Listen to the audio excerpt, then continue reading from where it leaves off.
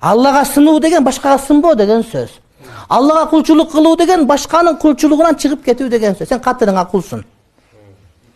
Кааласаң, каалабасаң ошону айтканын дигилдеп аткарасың.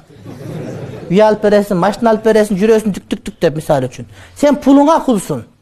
Сен ал эмес үйүңдөгү алаба итиңе кулсуң.